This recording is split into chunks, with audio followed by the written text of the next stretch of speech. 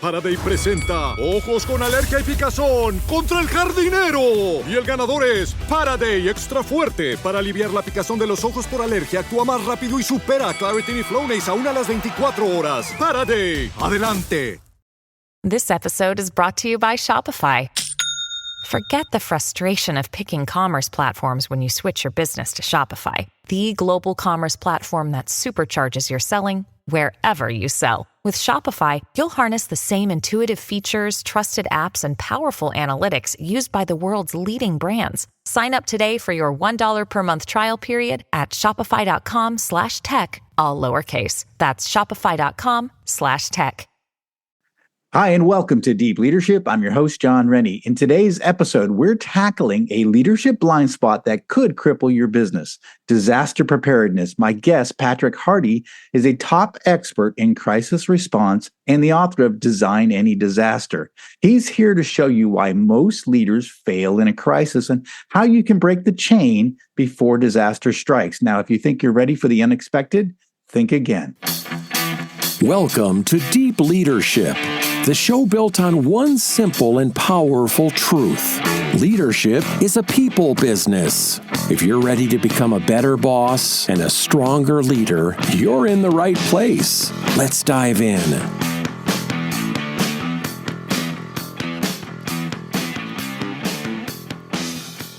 Today, I'm joined by Patrick Hardy. Patrick is an expert in disaster preparedness and response. He is a graduate of FEMA's Advanced Academy with certifications as a Master of Exercise, Certified Emergency Manager, Certified Risk Manager, and Master Business Continuity Professional.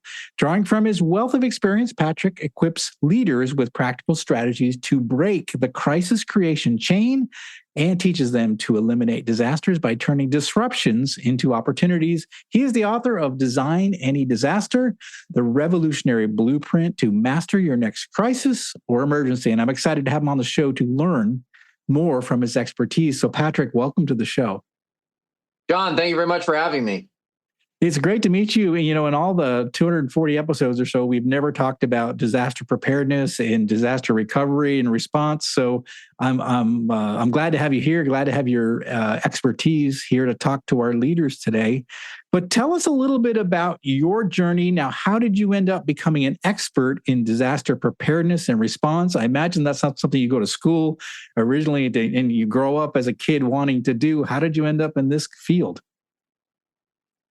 Well, it all started when I joined the swim team. That's how I tell people how it all started. So I was a swimmer, and no one liked to do the long distance like I used to do. So I used to do the 500 and the mile, and I was never a great I mean, I liked swimming, but I was never competitively good. I'm a sort of a lowly 5'10". That at the time I was probably 5'6" or 7, not exactly Olympic size, but nevertheless. I used to do the long, the long swims. And at the end of the season, a bunch of them said, "Hey, listen, we're all going to go out for lifeguard training." And I said, "Why not?" So I went and because I was so used to doing long distance, I was actually ended up beating a lot of those other guys because they weren't used to anything more than 50s or 100s or 200s at the most, and you had to swim essentially a mile and a half. So it was a really long swim.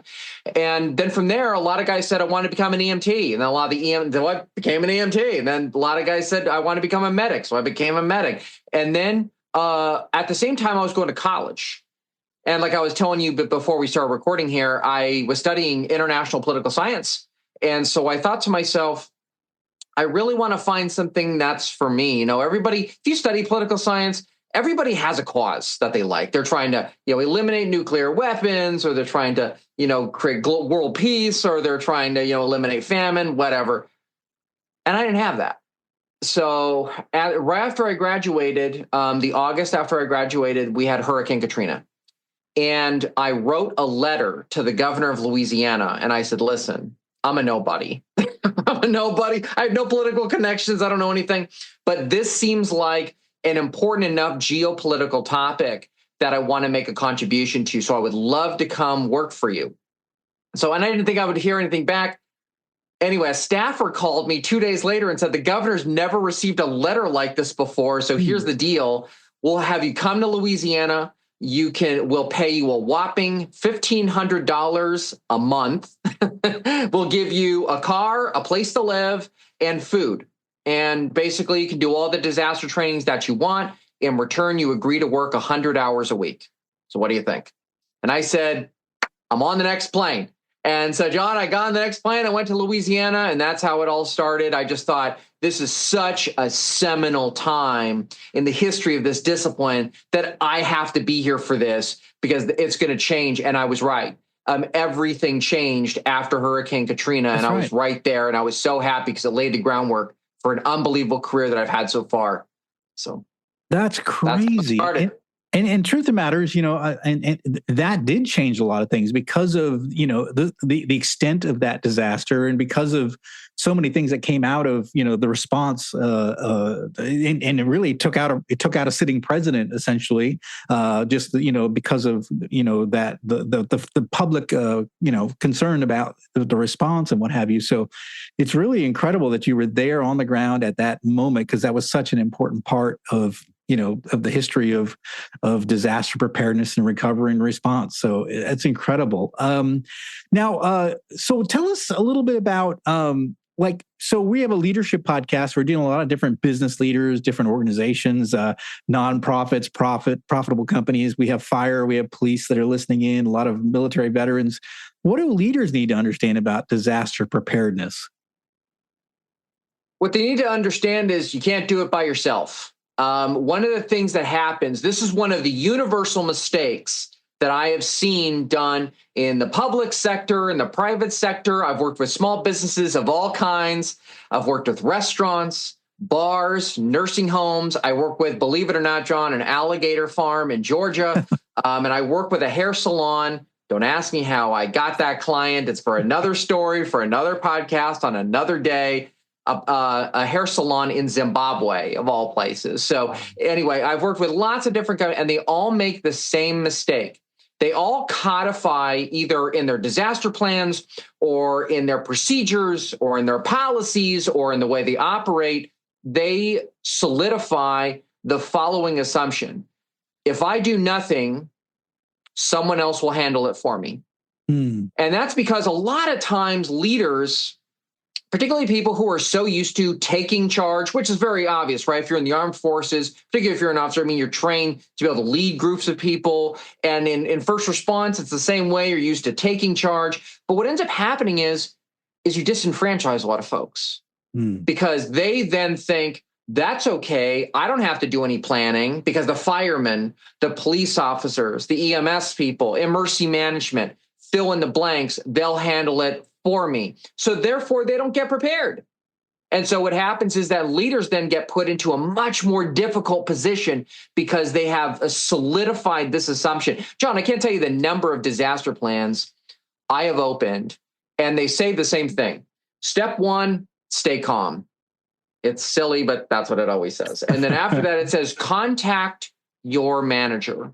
Or contact the supervisor, right? Yeah. Or contact so-and-so, as if you're like a third grader and you can't handle it by yourself. You've got to have someone else doing it for you. And so as a result, I see companies with very talented people who simply don't do anything because they think in themselves, I know the disaster plan, I'll handle it. And business leaders will say, don't learn the disaster plan, don't work on it. When I train people, I work to break that assumption. And what I literally will turn to employees will do, I've done this many times, John. I'll go to a drill at a company and the managers will be all spiffy and ready to go and everyone's ready to go. And I'll say, first things first, none of the managers may participate for the first 30 minutes. Zero, no one. Here's the second thing I do. I say, who's here is the newest at the company? Who's new? Who really is like, doesn't know this place very well and really is unsure of themselves. And there's always someone in the back who's like trying to sort of avoid my gaze. Yes. And I pick that person and I say, see this big, thick disaster plan? This is now yours. You are going to run this for the first half hour. And everybody gets nervous. And I say, if the disaster plan can't work for the person who's a line employee, how can we expect it to learn anyone else? So what I say is, instead of assuming if I do nothing, someone will handle it, I force people to say, if I do nothing, no one else will either. That is the better assumption, and that prevents that error from being made. Yeah, it makes a lot of sense. I think of my training in the Navy. So you couldn't call 911 if we had a fire. Or any disaster. So we were taught to run towards the fire, right? And so we had a process, and I was the machinery division officer, and my responsibility was to be the first person at the scene and take charge, right? And so you inevitably would end up at a scene. There would be a petty, different, levels of petty officers. And I would say, this is Lieutenant Rennie, I'm in charge. And so I would take charge and I would take charge and contain until the XO showed up to relieve me. So in other words, we had a process by which everybody knew what to do, where to go. And so I knew my role whenever it was flooding, fire, whatever, I was running towards it as quick as I could to take charge because I knew that was my role. But we practiced and trained over and over again because we couldn't call 911. But what I see in business is that, we can't think of every eventuality or every problem that could occur, but we've always got 911. We can always call the experts, right? And you're saying there's more to it than that.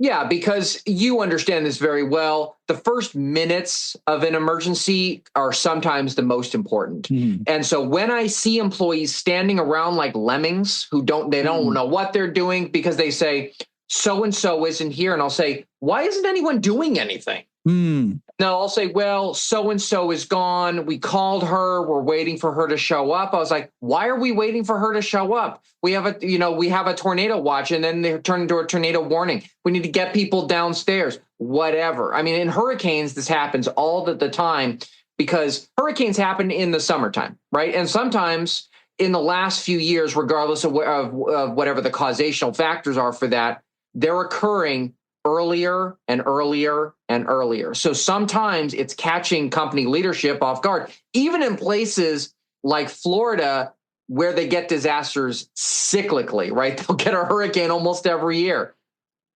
And what'll happen is that they'll say, so-and-so was on vacation. And so they're waiting for them to come back because hurricane's still 3 days out, right? So they're waiting. And so I said, why are we wasting 24 hours? Why are we wasting 48 hours waiting for that person to occur? We need you to be the XO. We need you to be that person to come on scene. I need you to be the person to come on scene and say, I'm the LT, I'm going to be in charge. And in fact, what I do at companies is I actually tell them, I actually will turn to somebody and I'll say, who are you? And they'll say, oh, and so I'm so-and-so. And I say, no, don't tell me your job title.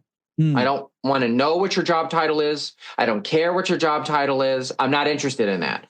All I care about is, can you activate the disaster plan?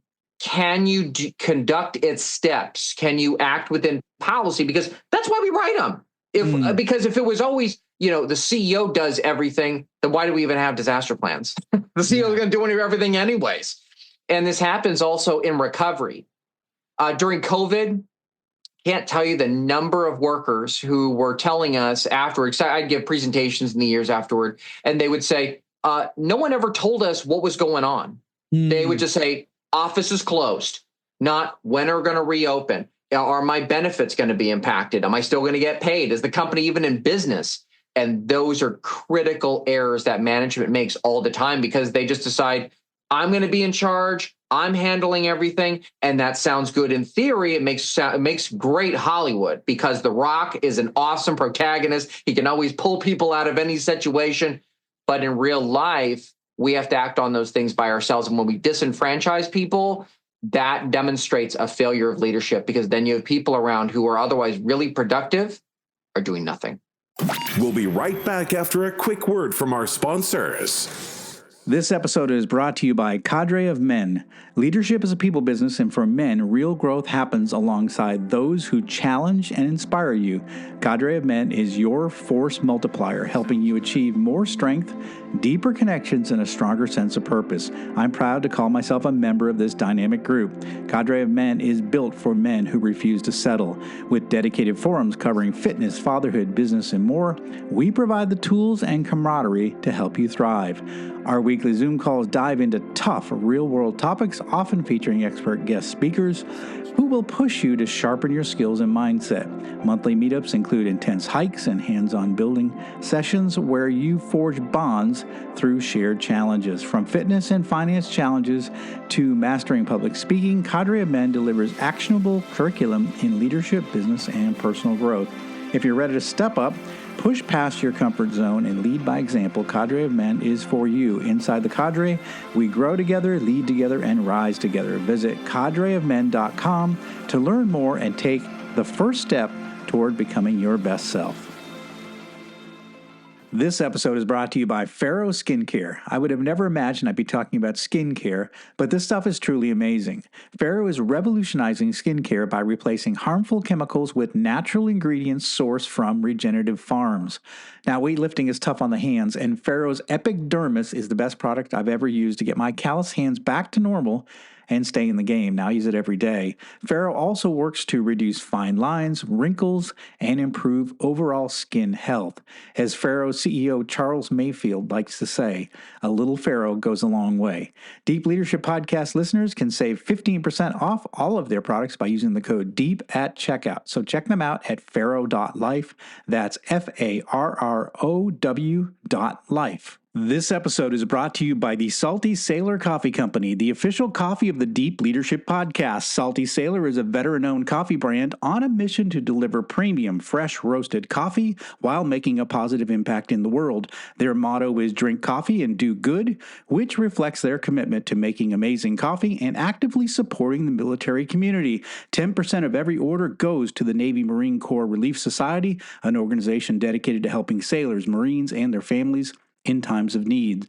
All our listeners get 10% off every order of their amazing coffee by using the discount code DEEP at checkout. So check them out at saltysailorcoffee.com. At Sephora, we've got what you want because you're obsessed with your skin and we're obsessed with what it needs. Sephora has the best products to help you get beautiful, glowing, radiant skin. With an extensive, inclusive range of results-driven formulas and in-store beauty advisors to help you find exactly which are right for you, the best skincare is only at Sephora. Sephora, for all your skincare. Acura's all-new ADX, a compact SUV that isn't just built for one thing, it's precision crafted for everything. To escape the grind with available all-wheel drive. To go with your flow with available Google built-in. Hey Google, turn it up. Okay, turning up the volume. And crafted to be heard with an available Bang & Olufsen premium sound system. The all-new Acura ADX, crafted to match your energy. Acura, precision crafted performance. Take your vibes and go, go, go, go. Google is a trademark of Google LLC.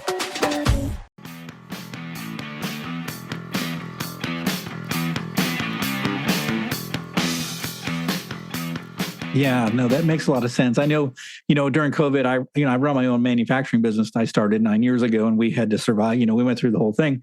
But I think that one of the things that leaders kind of forget is they can say the words, I don't know. I don't know, I'm going to be looking into it. But I think people were used to having the answer for everything. And then in the case of COVID, we didn't know, right? And so I think being transparent with that is, a lot of leaders struggled with transparency. They would just clam up and say nothing, right? And so then nobody knew what was going on, and that's not a good thing as well. So I mentioned in the introduction the idea of a crisis creation chain. I've never heard that terminology before, so I thought I'm sure my listeners haven't heard it either. So what is that? What is that, and how does it relate to disasters? John, disasters don't just happen. They're a chain of critical events. Disasters don't just randomly appear out of nowhere. There's a series of causational actions that occur that lead up to that disaster, and inevitably, they're human caused. I do this with audiences. I'll always say to people, okay, guys, first thing I want to know is, what do you think is a disaster? And people will say, it's a tsunami. It's a Category 5 hurricane. It's a tornado. And I say, well, what if it's the year 65, well, what if it was like 665 million years ago and there's a hurricane? Is that a disaster? They always go, when they have to think about it, they're like, well, there were clearly no human beings at that time. And I'll say, well, so essentially the disaster occurs then when a natural hazard, like a hurricane, like a tornado, like a tsunami, intersects with human organization. Then it impacts the ability of the human organization to continue to function right? And so what I say is that in most disasters, we're now at a place where we have management technology, so we have emergency preparedness. That's why they have people like me, because we know enough on how to prepare. And one of the things that I have discovered studying disasters all over, even 100 years ago, there are causational factors that will lead to cascading effects. That is the crisis chain, and the chain gets longer and longer and longer. The more that we allow it to occur, we don't break the chain anywhere in between. And so that's why I say to people, if we are able to do things like emergency planning, training, drills, we can figure out how to break that chain so much earlier, and that puts us in a better position as leaders to be able to respond to these things and to recover afterward. That makes a lot of sense. It really does. Well, you mentioned that a lot of leaders make errors when a disaster actually hits. So when the disaster hits, and what's sort of some of the biggest mistakes that leaders make when something bad does happen? Is it like you were saying earlier, where they want to handle all the issues themselves, or is it that they say everybody just remain calm, or what are some of the big mistakes that leaders make? That they increase that chain. That's what happens. And so what happens is, and they codify the chain so it's harder to break. So they'll do things like this. They'll run an office and they'll put all the emergency supplies in a room because they don't want it to get stolen, whatever. And then they'll lock the door. And then they'll be the only one with the key. Yes. Right? I see and this they happening. Do that. Yeah. Right, exactly. Because that's an embodiment of that philosophy of that's okay. Don't do anything. I will handle it for you. I will go and be the hero for you. I will get the equipment out. Same with emergency plans. I'll work with companies where they are satellite offices, and they'll say, okay, I don't want you calling the main office. I will call the main office for you. So now you have hours go by and events are occurring and central management has no idea what's going on here. All because we codified that into place. So technology too. People won't have passwords. I've actually seen it where technology and brick and mortar problems have met, where we literally couldn't get into the server room. So someone took an axe and smashed the handle of the door off.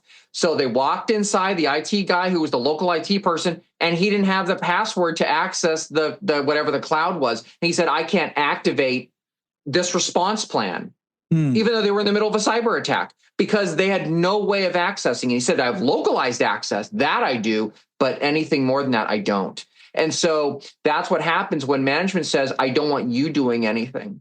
Another example, I see this happens constantly, and it's something that we really need to think about as really elastic leaders and as resilient leaders, is when we are working with our employees and dealing with the media.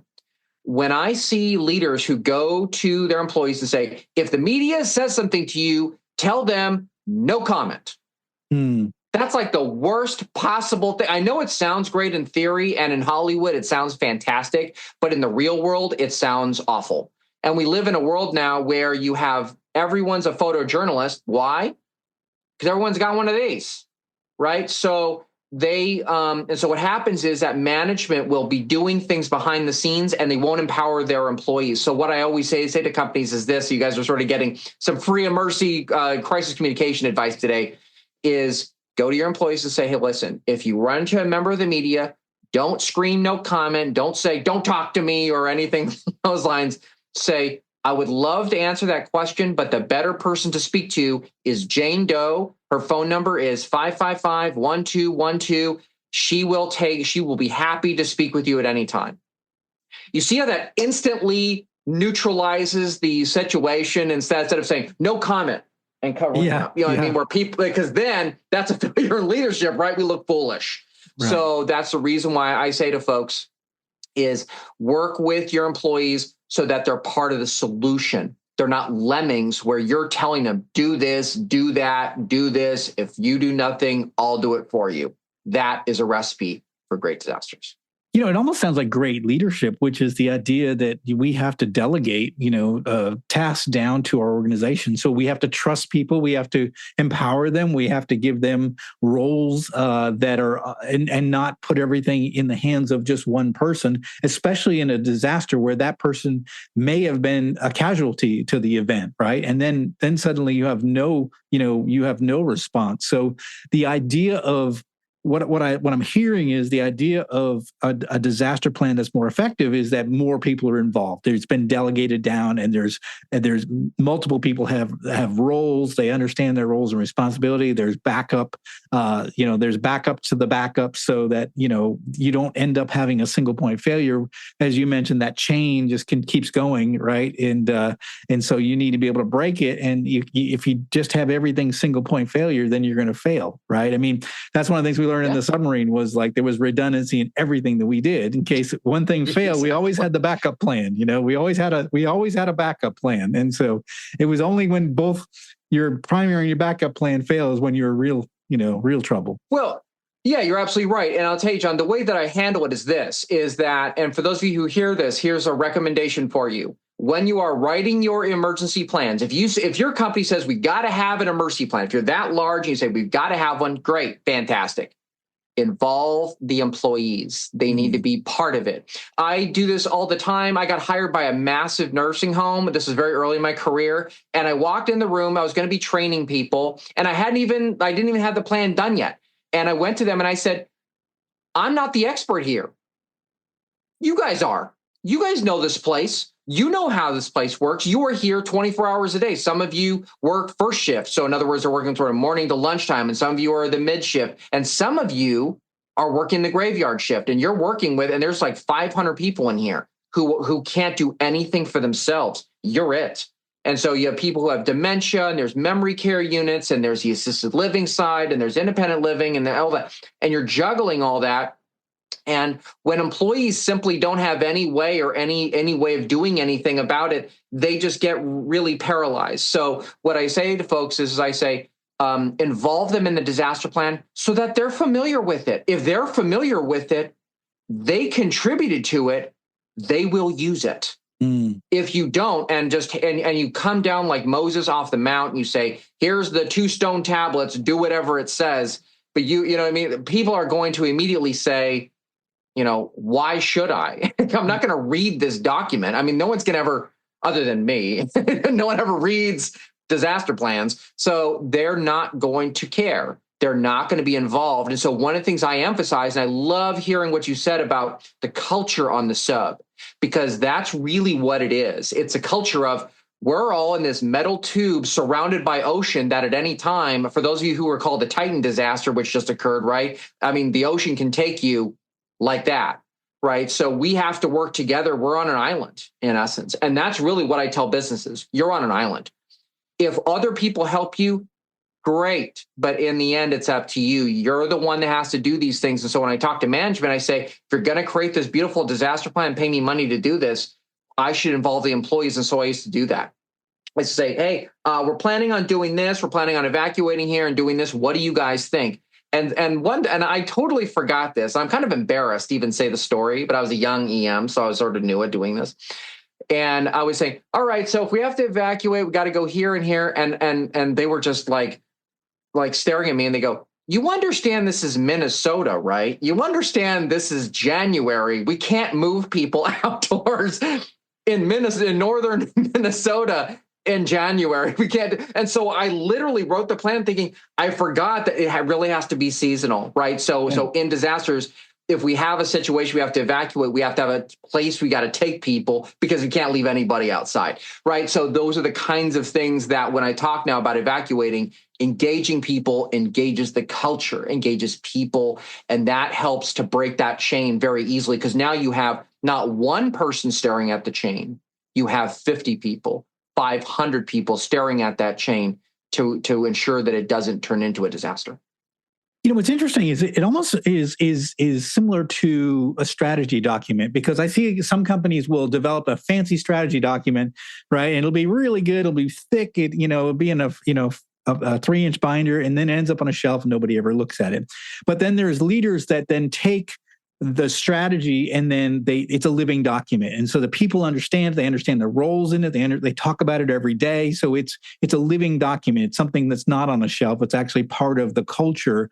And it sounds like, creating your disaster plan and then, maybe having regular run-throughs of that disaster plan is more like a living document. It needs to be something that everybody understands. So they're part of it when it's created, and they're also part of it when you're doing your regular tabletop exercises, you're doing regular, drills and what have you, so that it's not just isolated to one person on a shelf, and it's not, and no one's ever looking at it, right? It sounds a little similar to that.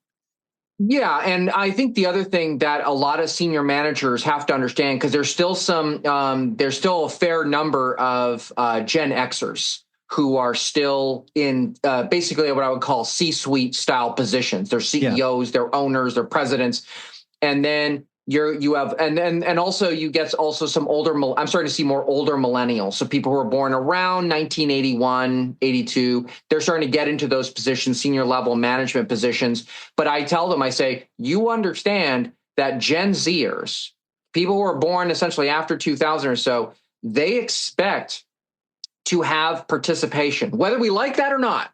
They want to have participation. Otherwise, they are not engaged in it. These are people who have never seen a world without Facebook.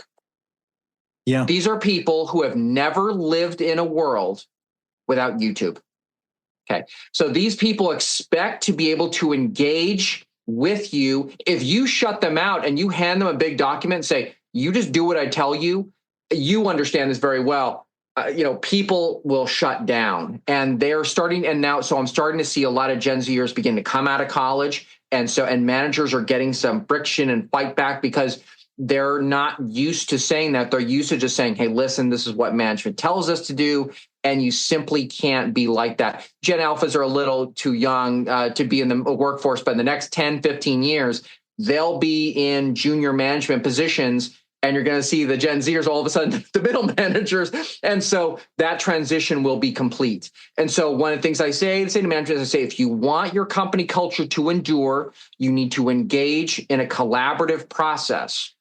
And that's not easy to do because I know sometimes first responders are very used to top-down leadership.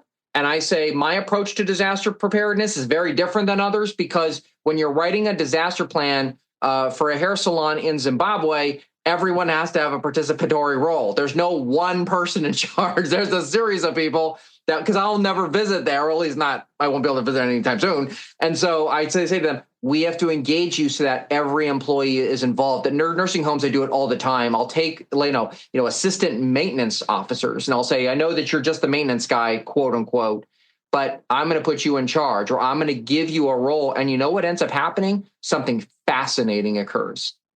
We will run a drill. I will have them involved. And at the end of it, they will turn to me and say, I need to tell you something.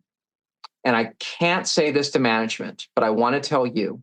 And I say, what? And he goes, we would never do this. We would never do this. And we would never do this. Who told you that? And I said, well, the COO told me. He goes, that's not the way it works at this facility. At 3 a.m, that's not how this works. Yeah. You have to modify it. That's what I try to. And that's why a lot of times, especially if you're with a big business, you should hire outside people because outside consultants, I'm non-threatening, right? Because I'm wearing, a blue polo shirt that's not, company colors, and I'm just coming in and doing that stuff. And I create a welcoming environment. And I find that people will be so much more effective when they can feel free to say what they want to. And that's really important part of the disaster planning process and the recovery process as well. That makes a lot of sense. I've worked for big companies for 22 years. I ran 8 different manufacturing locations, so I've kind of used to this, having this process in place. But now, last 9 years, I've been running my own manufacturing company. It's independent. I'm the CEO. I run it. I own it. It's different. It's smaller. So and I know we have a lot of entrepreneurs that listen into, maybe small business leaders. What should small business leaders be thinking about? Maybe they don't have the resources of the big companies. Maybe they don't have large teams. What should they take away from this idea of emergency preparedness? It's even more important for you because you have fewer people. So if you only have, instead of having 400 employees, you have 4 employees. Great. Now you have a smaller team. Now it is more important, not less. It's more important that we engage every single person. So if you're an entrepreneur, and if you're one of those ambitious entrepreneurs, there are those in America who knew, right? And you want to eventually build a big company. I have done this. I have worked with Silicon Valley startups. I have worked with a lot of them, not 1 or 2. I've worked with many of them. These are young people who are mid-20s, sometimes late 20s, sometimes early 30s, who have never been in charge. I mean, they've been middle managers, or maybe they were just students, or they had this great idea, or they worked in other tech companies, and now they were engineers, had this great idea. What I tell them is immediately set up a culture that's participatory in the disaster planning process. Don't just hand it to a consultant and say, get it done, have it done in 6 months. By now, that doesn't work, right? So if you're a small business and you got 4 people, whether you want to grow big or you like being 4 people or whatever, you need to involve all of them and say, if something happens to this business, this is how we will respond. This is how we're going to recover. Here's how we're going to be more resilient afterwards. So those are the things I tell, particularly for small businesses, because I work with really small ones. And I say, listen, if the boss isn't here, and this actually will happen, you'll have an earthquake, something will happen to the owner. They'll get hit in the head, they become a casualty. And then the employees are just like, I don't know what to do. And I'll say, if something happens to you, they're your succession plan. This is your business. So make sure that you have people around you that can take over if you aren't there. And one other thing I'm going to say is as kind of a basic addendum to that is, because sometimes I'll hear entrepreneurs say, well, I don't want them doing it. And I'll say, well, then why did you hire these people? What were you doing hiring them? You don't trust these people. Then what are they doing working for you then? You know what I mean? Just tell them take a hike and get people you care about. But usually it's a culture issue. If you establish it early, you can maintain it throughout. Yeah, that's great. Such good advice. I know we're in North Carolina. We're about to get hit with 8 to 10 inches of snow tomorrow, and we've already huddled, and we know exactly what we're doing over the next 2 days to deal with it. And it's done in a participatory manner. Like we know something's coming, so we've got we battened down the hatches. We got a plan for the next 2 days. But I think it's because everybody's been involved, right? So it's not just me; it's my entire team that's ready for this. And I think that's a great piece of advice: is that we need. We always say with entrepreneurs, if you want to grow, you need to let go. But it's the same thing. If you want to be prepared, you also have to let go, and you got to let other people be involved as well. So I think that makes a lot of sense. Patrick, this has been a phenomenal discussion. What final message would you like to leave with our listeners today? Whenever I do anything, whether I'm delivering a presentation, I'm delivering a keynote, or I'm doing a YouTube video or whatever, I end with the same thing. I always say, prepare for disasters, and you'll never experience one. And I mean it. You don't have to experience a disaster. But it's about appropriate kinds of preparation. And disaster plans are not appropriate for every organization. There's a way of doing it today. We don't have the time to talk about it, but there's methods. But the whole point is, I say, I don't care whether you're using plans, equipment, supplies, technology, whatever it is. In the end, it is about adequate preparation and empowering people around you. Disaster planning doesn't have to be doom and gloom. It doesn't have to be blood and guts. It doesn't have to be Chicken Little. If we prepare ourselves and put ourselves in a place where we are successful, our employees are successful, and we position our resources appropriately, we will do enough preparation where it can be like that hurricane 65 million years ago. It's just a hurricane. That's it. But when we break that chain early enough, we're preparing enough for disasters that we will never, ever experience one. Wow, that's fantastic advice. That is just exactly what we need to hear on this show. Patrick, thanks for coming on and sharing this information, because I know it's gotten me thinking about other areas like that. I think like I've got things handled, but now I'm thinking about a few things I probably need to spend some time thinking about. So thank you for bringing this awareness to all of us that are listening in. How can the listeners find out more about you, your book called Design Any Disaster, and the work you do? Yeah, and here's the book right here behind me, and of course you can find it on Amazon. But where you can really find out a lot about me is disasterpatrick.com. Again, disasterpatrick.com. I deliver keynote presentations. I become podcast guests, kind of like I am here. And, I travel. I do great YouTube videos. We're doing some amazing things. So I'm taking on the most difficult disaster challenges in the world, and I'm going to be showing people on YouTube how to get past them. So I'm really, really excited. I'd love to collaborate with any of you. I'm still a consultant, obviously. I do trainings. I do one-on-ones. I do coaching. So it's a lot of fun for me because I'm at a point in my career now where I can come back and speak to people about all the things that I have learned in emergency preparedness. So again, disasterpatrick.com. And thank you for having me, John. I was glad to be the first one to come on and talk to you about crises and emergencies and disasters and things, because it's a lot of fun for me. It's a great passion and something I really enjoy. So it was an honor being here today. And I appreciate the chance to be able to be in conversation with you. Fantastic. And it's been an honor to have you on the show. We've learned a lot. And again, listeners, if something in Patrick's conversation really struck something with you like it did me, please reach out to him. We have links in the show notes below, and you get all of Patrick's resources, including his book, Design Any Disaster. And I highly encourage you to take a look at that. And if you haven't planned for your, getting ready for emergency preparedness, I highly encourage that you do and use Patrick as a resource to get that done. It's very important. So Patrick, I want to thank you for coming on the show. Thank you for sharing your expertise with our listeners today. Thank you.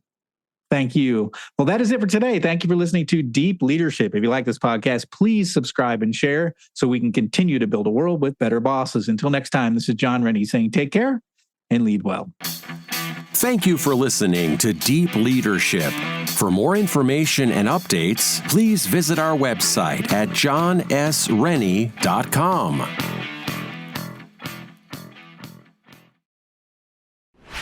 Why is it that games make us feel so good or completely rage quit? These emotions we feel are mostly not an accident. People like me designed them. I'm Chris Cross, and this is Brain Arcade, a podcast all about the psychology of game design and why games hit us so hard. Each week, I bring on a new guest, designers, psychologists, storytellers, to break it all down with me. If you play, design, or just love games, follow now. Electric acid.